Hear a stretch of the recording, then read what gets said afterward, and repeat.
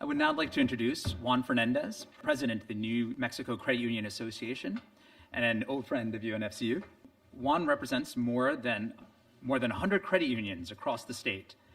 He began his career at a credit union in upstate New York, embracing the idea of cooperative financing. A stay with the New York legislator led Juan to become New York Credit Union League's first community development coordinator. After moving to New Mexico, he joined the Credit Union Association of New Mexico to direct its external affairs. In 2021, he took its helm as the first Hispanic CEO of a credit union league or association born outside the mainland of the United States. Juan, delighted to have you here with us again at the United Nations to moderate our panel of experts on how climate change is driving business transformation, strategies, trends, and data-driven developments. Thank you very much, Tom. It's such a pleasure to be here on site where the United Nations Sustainability Development Goals took root and is growing by the day, especially this week at COP27. I am honored to welcome the summit's panel of experts, Nikos Avlonas, founder and president of the Center for Sustainability and Excellence, a global sustainability strategic advisory and training firm, Kimberly Kosmenko, project director at Aptera, a leading ESG software and services firm, and Christina Paslar, the executive vice president for ESG at MasterCard, based in Purchase, New York. Each will now take a moment to introduce themselves. They will then share their exciting initiatives in the context of business transformation, strategy, and trends. Nico, we'll start with you. Thanks, Juan, and good morning, and thanks for the kind invitation. It's been an honor to be a speaker in your great conference, and congratulations for the great job to Ina, for the great job that the whole team has done, to meet carbon neutral achievement. It's really great. I have spent 25 years all around the globe, but especially in US and Canada, Europe, and Asia, in advising private firms and government and non-for-government agencies around the globe. CSE, which I'm president, has trained over 90% professionals from Fortune 500 firms, but also non-for-profit organizations and other institutes such as the Federal Credit Union. And we're very proud, of course, about that. I'm professor of sustainability at the University of Illinois in Chicago the last couple of years, and I'm the author of the book, Practical Sustainability Strategies. It's a real pleasure to be with you today. Thank you, Nikos. Kimberly. It is absolutely wonderful to see you all today. And it's fantastic to be in the virtual company of so many people who are acting on the Sustainable Development Goals, who are committed to climate, committed to social good. As you heard, my name is Kimberly Kosmenko. I'm coming to you from Boulder, Colorado, where the sun is just coming up right now. And my role in this space is that I've been enabling businesses worldwide to achieve their ESG and climate leadership goals for the past 18 years or so. And I've had the pleasure of working with global enterprises, leading NGOs, collaborating with organizations, including the United Nations Global Compact and the United Nations Federal Credit Union. As you heard, I'm currently a project director with Aptera, and our goal as a company is to be able to support the business sector on bold climate action. We know it's needed. We know we're going to talk about it more, and we provide software and services to be able to do that. Similar to my co-speaker, Nikos, I've also been a professor of sustainable business and socially responsible leadership at the University of Colorado. So I'm thrilled to be here. Thank you. Thank you very much, Kimberly. Last but not least, Christina. Thank you, Juan. So I'm Christina Paslar. I work at MasterCard. Our headquarters is here nearby in Westchester. And I lead ESG products. I've been working, I was in the payments space in MasterCard for a couple of decades. In the past years, working with purpose-driven business, purpose-driven marketing. And today, I lead a global area that works with all the regions, Latin America, North America, Europe, Asia, EMEA, around how we can bring more sustainable solutions leveraging our ecosystem. We also work in ESG on the S side with financial inclusion and several of the really important causes that are very present and needed to be supported across the globe. Originally, I'm from Brazil, so bom dia para todos. I started in MasterCard Brazil years ago. Then I worked at the region, Latin America and Caribbean. And I've been here in global roles, marketing, product, diverse roles, and headquarters for now 8 years. But very glad that I heard that there is a big, I would say, Brazilian audience today. So glad to join you. Muchísimas gracias. I don't speak Portuguese, but Spanish is close enough, right? So let's get straight to this morning's engagement. Nico will lead us let's start out with you so that you can show your research findings. So let's go over to Chicago. So I'm very thrilled to be in the first round of the panelists for this conference. So thanks for the opportunity to share our sustainability research findings for the financial sector. It's worth to mention that our research that took place a year ago was used by the US SEC for the consultation process in the upcoming legislation for mandatory reporting of greenhouse gas emissions. So I'm very happy to share with you our findings. This is the third research we have done the last 5 years.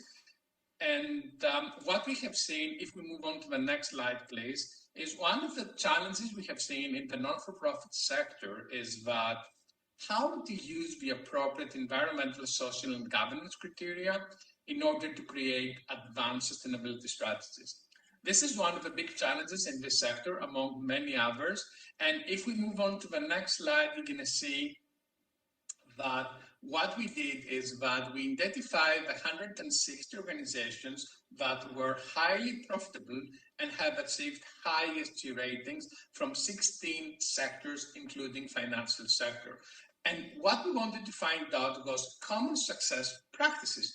Why are these organizations doing better than the rest in ESG criteria, environmental, social, governance criteria, but also they're doing good in profits for a long term, which means that they're truly sustainable organizations. So the first thing we have found out, and if we can move on to the next slide, are the common sustainability focus areas. So these organizations have used some common focus areas in their strategies. Those are climate adaptation, carbon emissions reduction, transparency to investors and other stakeholders, diversity and inclusion, workplace health and safety, impact on local communities, employee engagement, and customer privacy. They're not the only one, but these are the most common focus areas. And if you want to move on to the next slide, please, we also identified 4 steps that contribute directly to the increase of sustainability impacts. And those are, first step, to educate C-suite executives. Most of these organizations have run programs to educate on an annual basis all their C-suite executives, including board of directors, on sustainability. The second step was to engage actually with all their stakeholders and having materiality assessment, find out what are the expectations. The third step is to set smart sustainable goals and appropriate goals. And the last one is be transparent and issue sustainability report on an annual basis. Of course, among them, we have seen very ambitious sustainability goals, such as become net zero by 2025, and use of standards and criteria such as SASB, GRI, and task force on financial disclosures and climate financial disclosures. So these are some of the findings of our research. I will be happy to share more information later on in the Q&A session. Overall, what we have seen is that most of the successful organizations, they follow this 4-step approach, and I don't see why not the credit unions do exactly the same thing. Overall, and if we can move on to the next slide, I personally believe is that it's time to move on from sustainability programs to sustainable organizations. So setting up goals on sustainability and also disclosure publicly, sustainability data, It will be good for our planet, employees, and communities, and help credit unions to become more sustainable. Thank you so much, and happy to provide more information during the Q&A session. Thank you, Nico. What a fantastic roadmap for everyone on their sustainability journey. So we will now travel to Boulder, Colorado, to gain more perspective on climate change and the business transformation. How are you, Kimberly? I know it's bright and early over there. It's bright and early for us too, that traveled from the mountain time. Thanks for that, Juan. Yeah, it's been a good start to the morning so far. I'm so happy to be here. Let me dive in and share with you, as you heard earlier this morning, my focus for the past 18 years has been how do we really drive business transformation around ESG and climate leadership. And earlier today, Ema actually queued me up for this conversation really well by talking about COP27 and talking about the fact that what we're hearing from COP27 loud and clear is that we need to take urgent climate action now.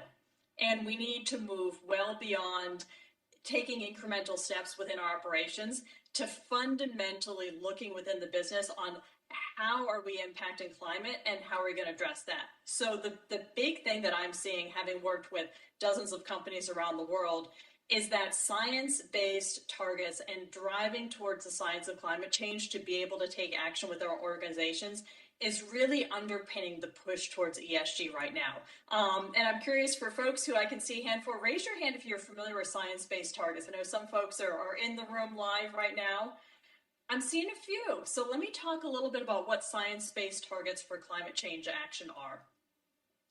We're all familiar with the IPCC research telling us where we need to be able to stay within a manageable level of climate change to avoid the most catastrophic impacts. And our ideal scenario is to stay at 1.5 degrees Celsius or less of total warming relative to pre-industrial levels, which is a really heavy lift right now. So a science-based target is taking first a quantification of what is the climate impact of a business. What are your greenhouse gas emissions within your credit union, within your organization? And then based on the science, identifying how much you need to reduce those emissions to stay in alignment with those major global climate change goals, to do your part to be able to keep us within a livable climate.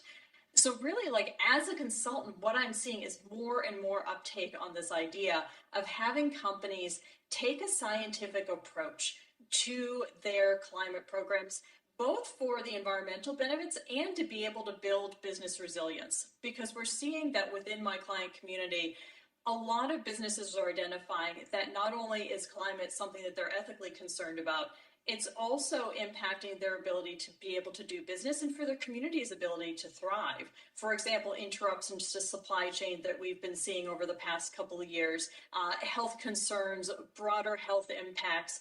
And so businesses that are taking an approach of saying, what is our science-based target and how are we going to fundamentally rethink and relook at the way our organization operates to be able to meet that target, are also becoming more prepared for these types of extreme events that are affecting our ability as organizations to be able to do the important work we need to do. And here in the credit union sector, to be able to support the financial needs of our member community.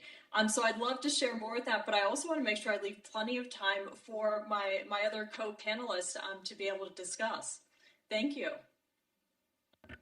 Thank you so much, Kimberly, for guiding us through that transformation happening in businesses to address the climate crisis. And I know that a number of years ago, I've seen the work you've done with UNFCU, so it's fantastic and really exciting.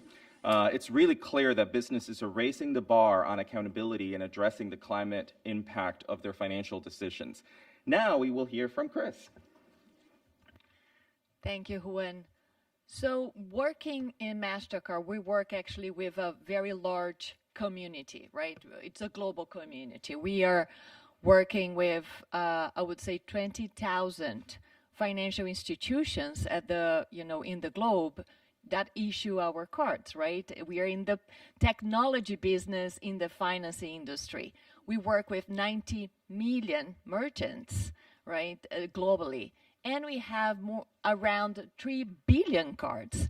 So we felt, okay, the way that we could have a really great impact in the sustainability and the environmental side would be if we could have solutions and tools that we offer to this large community. We are, of course, looking into our own footprint. We have net zero for 2040, but our footprint is not that big, right? It's not that big impact. So offering something to our large community would be the best impact that we could have. So we started to think what type of, let's say, products could help not only us, but our, let's say, issuers. We have many credit unions here that are issuing our cards. So we come up with one solution that is called the carbon calculator.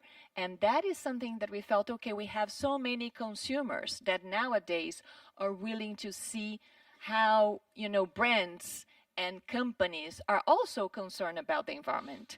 We have statistics that I would say 80% of consumers that were researched, they said that they would be willing now on in the last 12 months compared to the 24 months research ago, they want to do some type of action that is bringing more of a sustainable lifestyle. So the carbon calculator is a solution that we offered. We have many customers now starting to implement, and it's a simple way there with your mobile banking app or in your, I would say, wallet, you can start to see how much CO2 you're generating with your purchases. And then we felt, okay, but not only offering a way to calculate how much CO2 you're generating is enough. This is a good education for our cardholders, right, for consumers, but how we take action. So not only we are bringing some advices, but we also created what we call Priceless Planet Coalition. And then I think we can bring my slides. It's a way for consumers also to compensate. And we said, by planting trees together, maybe that is a very nice way that we can compensate. So we brought this program called Priceless Planet Coalition. I think we can bring in the next slide, where we're offering for all our members, right? The 20,000 financial inclusion, financial institutions, but also the 90 million merchants, they can be part of this coalition, and we together want to plant 100 million trees by 2025. Plant, restore forests. So we are going together on this journey, right, to now find a more concrete way to plant trees, and together we felt that this is something that can be more effective. We have at this point more than now this number is still not kind of updated. We have more than 120 partners that already joined the coalition globally. We have that happening in more than 35 markets. We have more than 100 campaigns happening across the globe. So then together with the carbon calculation, that is a way for consumers to also compensate, right, their purchases by donating to plant a tree. The tree in general, it's $2. So that is a kind of a way for us to connecting the merchants, the financial institutions, could be the credit unions here, and your card holders to be together having an action that can really have a true impact. If we go to the next slide, we have now planting trees in 18 countries. So we have sites in all, I would say, the regions.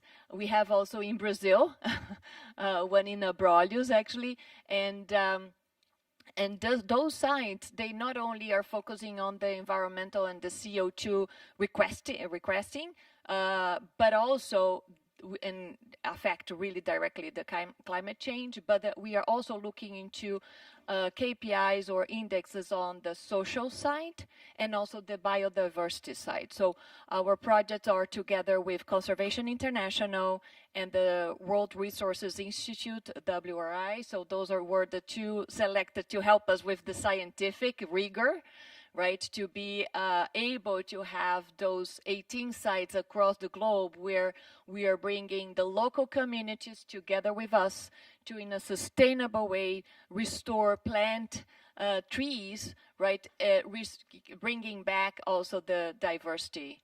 And this is kind of just to give you kind of a platforms, right, that credit unions can, in a very actionable way, join us here against climate.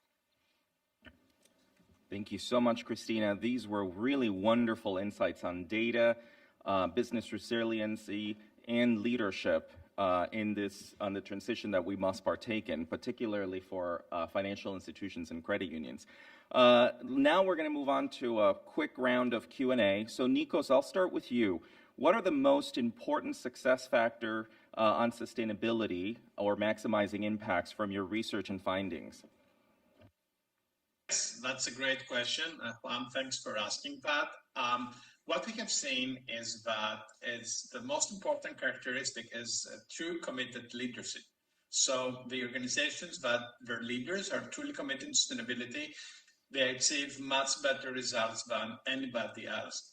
A second aspect is to identify the right standards and criteria that they need to comply and be transparent and issue a sustainability report where they're going to announce their commitments to sustainability and also their progress on these commitments. So all this transparency part together combined with the leadership commitment, we believe is the essential for the success of these organizations beyond anything else. Thank you, Nikos. Fascinating findings. And now, Kimberly, can you briefly tell us about the need for organizations to align their goals with science-based targets? Yeah, thanks for that question, Juan. I'm happy to dive in a bit more on science-based target alignment. As I mentioned a little bit earlier, we're seeing the need for science-based targets because we need companies to be in alignment with the IPCC's goals to be able to limit global warming. And I want to share a few specifics of what we're seeing in the financial services industry because we're in a room of credit unions. With setting science-based targets, the first thing to do is to look at the operational climate impact within your organization, which means looking at greenhouse gas emissions from your offices, your branches, your vehicles, things such as that.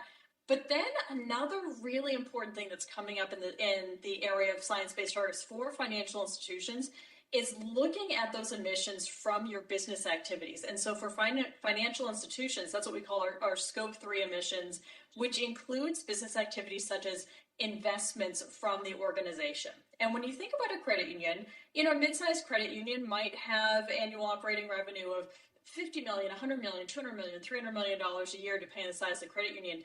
But the total assets could be in the billions of dollars. And that impact of the choice of where those assets are, whether it's consumer loans, business loans, mortgages, certificates of deposit, other products that credit unions offer, where we're seeing the shift in how we're addressing both science-based targets and climate impact is by being able to use third-party standards such as PCAF, the Partnership for Carbon Accounting Financials, TCFD, which aligns understanding of climate impact with financial statements, and other third-party organizations, the Science-Based Target Initiative, to be able to look at what the climate impact is of those decisions to really bring that transformation of business in alignment with the business model of why credit unions exist and why credit unions need to exist in our community, to be able to make sure there's a really strategic approach on climate that's good for the credit union, good for the members, and good for climate overall. So thanks for sharing that question, Juan.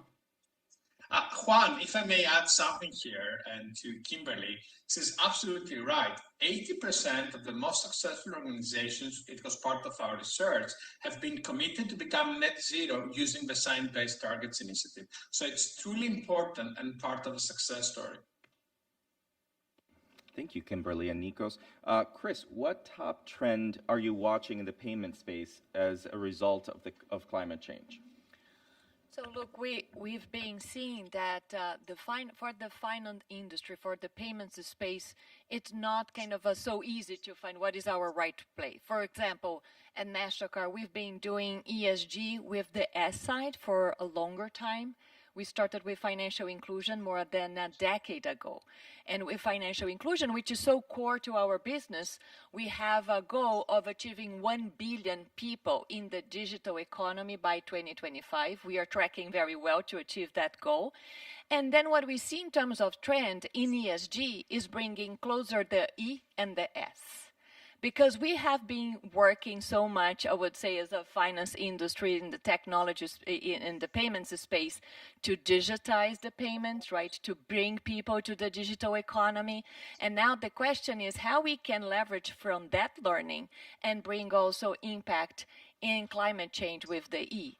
So, for example, we were thinking how we can now, with the local communities, the MSMEs, right, the micro small business, the small farm holder that we have in these areas that today were deforested, and with them work to bring back, let's say, the forests, bring back the sustainable lifestyle, give them tools to also help them to have a more sustainable business, but at the same time sustainable on the environmental perspective.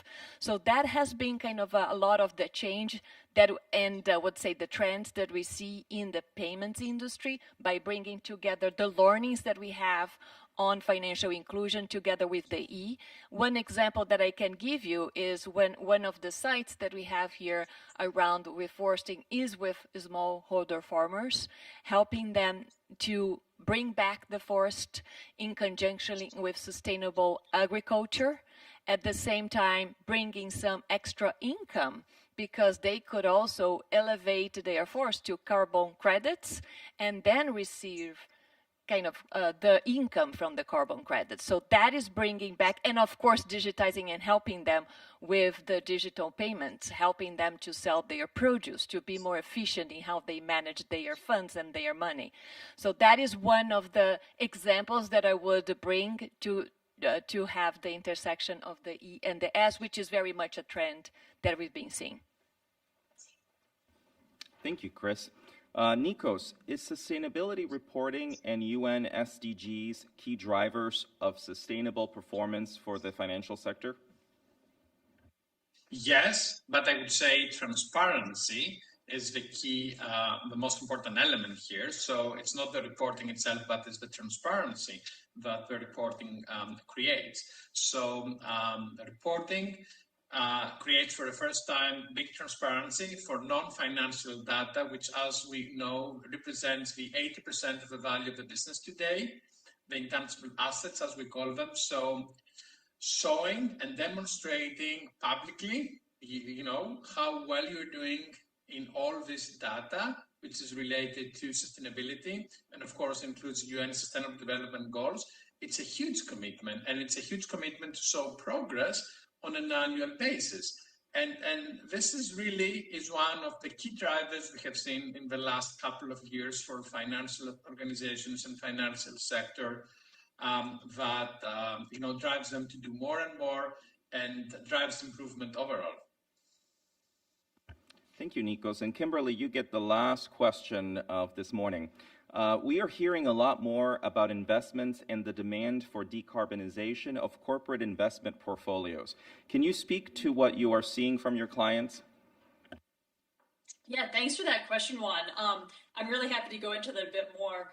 And just to give you a little bit of context, with my work currently with Optera, we're working with a wide variety of financial industry clients, ranging from small to mid-size banks, certainly chatting with folks in the credit union space, to major private equity firms and major investment firms. So we've been able to see the trends that are happening with financial services across a really wide range of different size, scope, US-based, internationally based.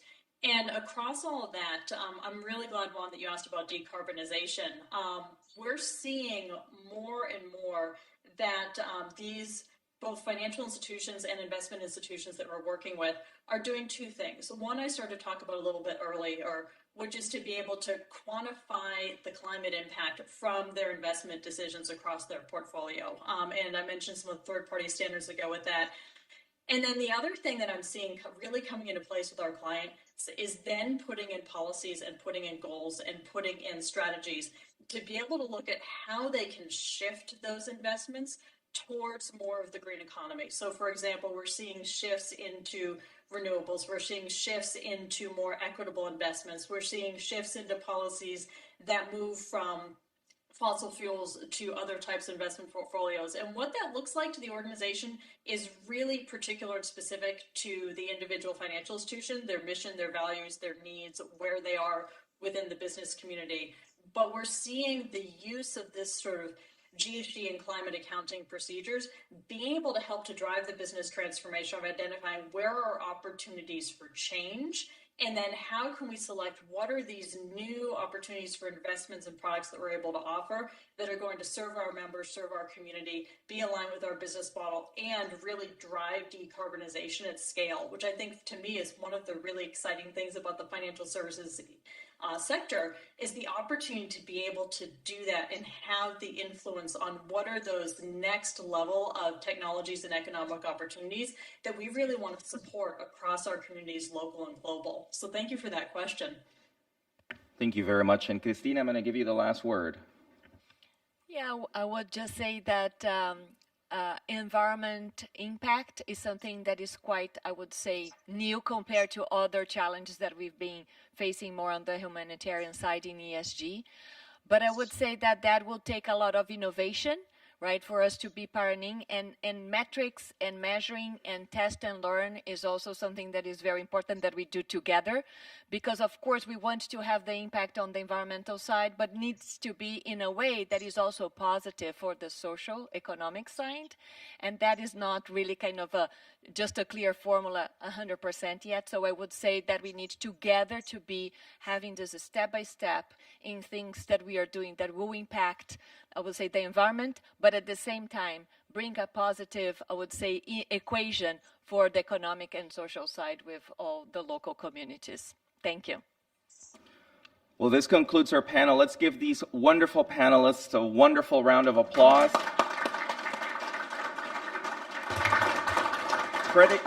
Credit unions must adapt and learn how to seize this opportunity for growth and, most importantly, for doing good. I know I will share these insights with credit unions all across New Mexico as we, like many of you, continue to define our niche and realize our potential against competition in a tough job market. As for New Mexico, the fastest growing segment and the largest segment of the population already is the Latino community. The most important thing you can do today to be relevant and be prepared for the future while helping to serve communities that need the credit union difference is this. Thank you again, panelists, and back to you, Tom. Goodbye, everyone. Thank you.